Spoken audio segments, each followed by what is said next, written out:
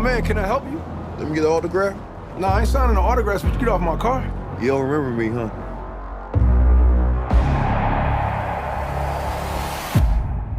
Damien. How long were you locked up? 18 years, bro. Just got out last week. Glad to have you back out, huh? I know I've been away a long time, but I kept myself in shape. I still got gas in the tank. Come by the gym. Thank you. Michael B. Jordan returns as Adonis Creed, not just in front of the camera, but for the first time ever behind the camera, as Jordan takes the helm of the house that Stallone built. On this edition of Talking About the Movies, we're talking about Creed 3. Welcome to another edition of Talking About the Movies, and today, of course, we're talking about the biggest new release of the weekend, which is Creed 3, the third installment in the Creed series, the ninth overall installment in the Rocky franchise. So, before we jump into this movie, I might as well talk about the other movies in the series, all the movies of the Rocky films. I don't think I've ever really delved into them much, but I'll delve into them real quickly. The first movie, great film. It's probably one of my in my top 10 of favorite Best Picture winners. I mean, you can see why it won Best Picture, and you can see why it turned Sylvester Stallone into a superstar. I mean, it's a great film. He's given a great performance. Talia Shire in the movie is great. It's just a really fantastic film. It keeps you on the edge of your seat, and just every time you watch it, you just get that feeling like you're gonna be invested in what's going on in it. It's just such a great film. Like I said, it's in my top 10 of Best Picture winners of all time. Rocky 2, it's still a good movie. It's nowhere near as good as the first movie, but it's definitely a sequel. You could definitely tell. Like I said, it's not as great as the first movie, but there is still a lot there to really appreciate about it. It's a good film, not a great film though. So, Rocky 3, I think is a little bit better. I think there is a lot more fun you can add into that one with Mr. T and Hulk Hogan that Rocky has to face in this. It's a better I think it's a better sequel than the second film. Rocky 4, not a good movie on any means, but still a fun movie. I mean, that's the one where I think everything that goes so over the top and so ridiculous happens in that movie. And yeah, it's not a good movie story-wise, but it still has some of the most iconic moments in the movie. I mean, in the series, I should say. So it still has a lot there to be appreciated for. I haven't seen the Drago cut for Rocky 4 yet, but hopefully when this new Rocky 4 Steelbook comes out pretty soon, it might have it on there, but I don't know for sure. Rocky 5, piece of shit. Like, even Sylvester Stallone himself admitted that movie is not a very good movie, and despite the fact that you have the original director for that one, it just didn't have that same spark that the other movies had. It didn't really have that thing that made the Rocky movie so special. There's nothing really interesting that happens about it. The villain is not really all that great. It's just not a great movie whatsoever. Rocky Balboa is probably my personal favorite of the Rocky sequels. I think that's a great follow-up to everything that is, I don't even want to say if you took away the other sequels, because there's still stuff in those movies that you could still take from it to really appreciate. But I think Rocky Balboa alone had the best story, the best writing, and the best fight scenes since the first Rocky movie. It's a movie that really still is one of my favorite sequels is my favorite sequel in the series. With the Creed films, I think all of them have been pretty good. The first movie I still stand is before I went into this movie, was the best of the two that I've seen. Creed 2 definitely has a lot of the same flaws that Rocky 2 has, but what I think the Creed 2 has over Rocky 2 is that it has a much better story in the story with the Dragos than it does with the main character. Like, I still think Michael B. Jordan is still very good as Adonis Creed in that movie, and his story is still decent, but the real great thing about that movie is what they do with the Drago storyline. They bring Dolph Lundgren back, they bring Bridget Nielsen back. There's a great moment where Drago and Rocky are sitting in Rocky's restaurant, and they're just having a conversation, and Dolph Lundgren's really giving it his all. Like, it's a really, really good scene. It's one of the strongest elements of the second film. Like I said, not as good as the first Creed movie, but it's still pretty good. And so we come to Creed 3, and there was a lot here that is on the line here. Not only is this the first movie since Hot Tub Time Machine that MGM is distributing on its own, since they're now owned by Amazon, and they actually shut down the studio's previous distributor, United Artists, on the day this movie came out. not only is this a big gamble for both Amazon and MGM, it's a big gamble for Michael B. Jordan because this is his first feature film as a director. We really don't know how good of a director he can really be, because sometimes when you get these actors to direct movies, sometimes they can make some great stuff. Like Ben Affleck has made a lot of great stuff as a director. Clint Eastwood's one of the best examples. Barbara Streisand's another one. I'm sure I can mention some other ones too, but for as great a directors you have who were once actors, you sometimes get the ones that maybe shouldn't have gotten behind the camera. Eddie Murphy comes to mind. Even though I liked Harlem Nights, it definitely was not one of his better movies. Steven Seagal made On Deadly Ground. Elizabeth Banks is kind of a mixed bag because we just had Cocaine Bear, and she did a decent job with Pitch Perfect 2, even though she also did Charlie's Angels. Bottom line, sometimes you have to get the right person who can both act and direct and actually do really good with it.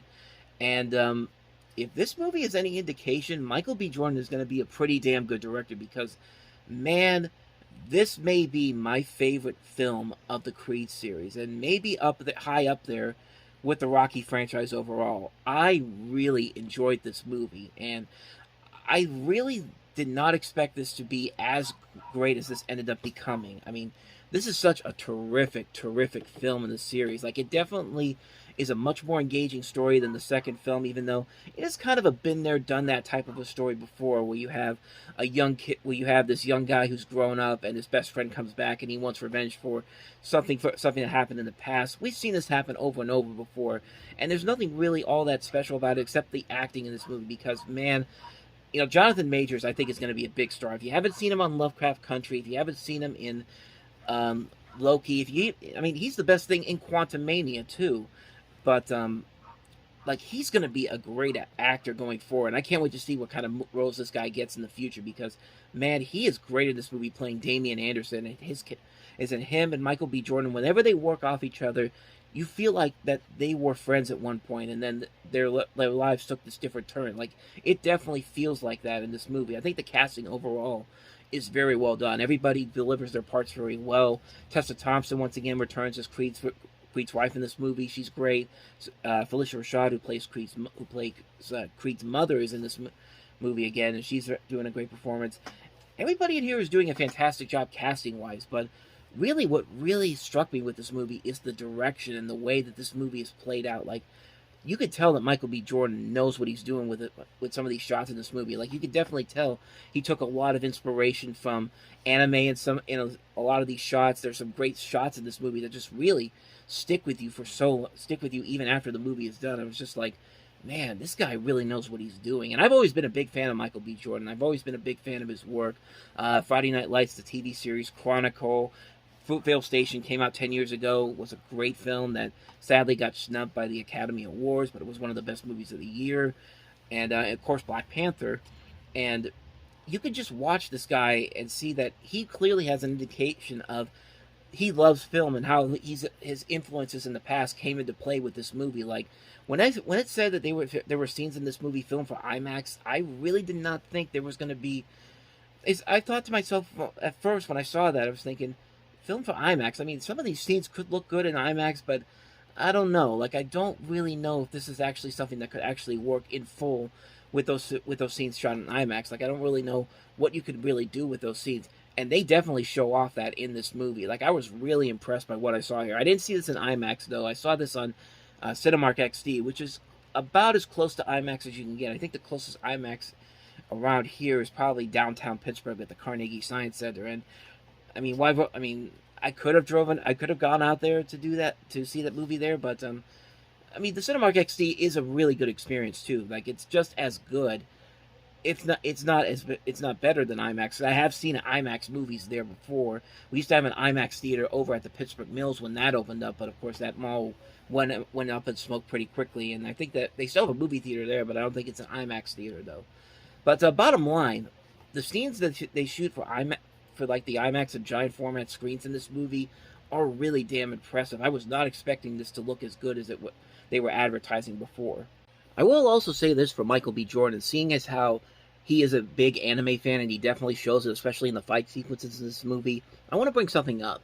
You know how Warner Brothers has been trying to make this live-action Akira movie for so many years, but they keep getting directors, and that the studio just can't agree on on the director and what kind of a film they want to make. Warner Brothers wants to make a film they want to make a franchise off of, but the director wants to make a movie that's in line with the original Akira, because the original Akira is one of the greatest movies of all time, even without the anime aspect to it. It's still an amazing film that just still holds up after so many years. The animation alone is just fantastic. So here's my thinking: why don't you get Michael B. Jordan to do Akira? Like, he obviously is a fan of anime, and he definitely shows it in this movie with some of the stuff that's in here.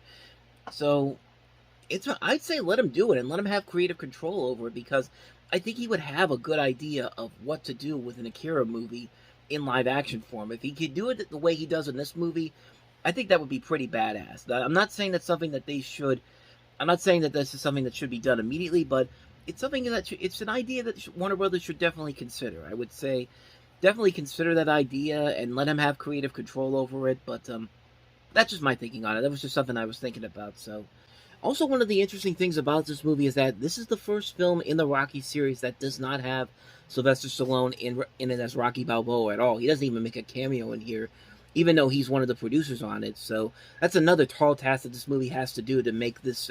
They basically have to make this series now center around Adonis Creed, and they did a pretty damn good job of doing just that. And I know that they said that they're going to try to expand the series not just to sequels, but also to different spin-off films. So it's going to be very interesting to see what they do. It's going to be interesting to see maybe if Jonathan Major's character gets his own spin-off movie. Maybe even a spin-off involving Victor Drago from the last movie. I mean, the possibilities are there, and they clearly have an idea of what they want to do. And I think that's going to be something very interesting to watch with these movies to come. And I mean, this movie really was pretty damn amazing. I think, needless to say, this is my favorite movie of the year so far. And like I said, it's still very early in the year. We're only 9 weeks into 2023. We only got 2 movies that are competing with each other for the best of the year, Cocaine Bear. But I think this one definitely is the best film of the year. It's going to be one of those ones that's really going to be hard to top. And I think there's a lot here that you can really get awards consideration for if the Academy Awards would actually look at movies like this. Don't worry about the movies that are coming out later in the year, because that's always been the thing with the Academy Awards. Remember this movie come Oscar time. I think this is something that needs to be one of the Oscar contenders this year. Now, we haven't seen everything in 2023, so who knows? There could be other films that maybe beat it out, but it's going to be hard to top this one. This is like the Batman for me last year. Like, that was a movie that was so good. Like, no movie came close to topping what that movie did in 2022, and I think this movie right now is currently the frontrunner for the best film of 2023. I mean, it is that good of a movie. It is really damn good of a film. So the question you might be asking yourself is, do you really need to go... Can you go into this movie without ever seeing the Rocky movies or the Creed films and actually end up kind of still enjoying it, though?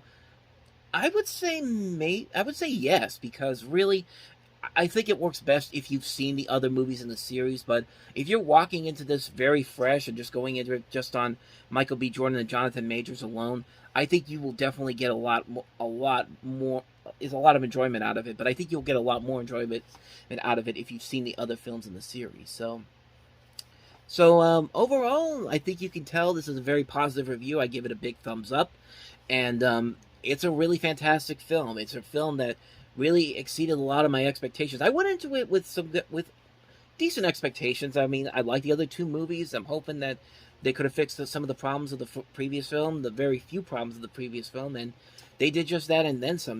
This movie really shattered a lot of my expectations, mostly on the direction of Michael B. Jordan, the story overall, and the way they were able to use some of these shots in this movie, cinematography-wise, and the way they used the IMAX cameras as well to create some of these really damn impressive shots in this movie. I mean, this is easily the best film of 2023 so far, and maybe, just maybe, this could end up being on the list but when we come to January of 2024. This is a movie that is going to stick with me for much of the year. It's going to be a movie that's going to be really hard to top overall, but like I said, we still got 9 more months of this year left, so we don't really know for sure what the rest of the year has to offer for us. But yeah, bottom line, Creed 3 is pretty badass, so I'd highly recommend checking it out. So, let me know your thoughts on this movie. Let me know your thoughts on the Rocky franchise as a whole. Go to the comments below. Tell me what you want.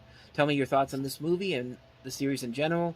And that's going to do it for this edition of Talking About the Movies. I actually do get a little bit of a break next week because the biggest new release is going to be Scream 6. And, you know, honestly, with the Scream movies, I'm not the biggest fan of them. I mean, I appreciate them for what they did for horror movies in general. I do kind of like the first couple of Scream movies, the first 2 ones. I haven't seen the newer Scream movies, so I'm not going to check that one out. I think the next one you'll see from this particular show will be for Shazam! Fury of the Gods, which comes out on March 17th. So be on the lookout for that one. And again, that's it. Thank you very much for watching. And like I said, tell me your thoughts on Creed 3 below. See you guys next time for our next video. So thank you again. And until the next time I see you, take care.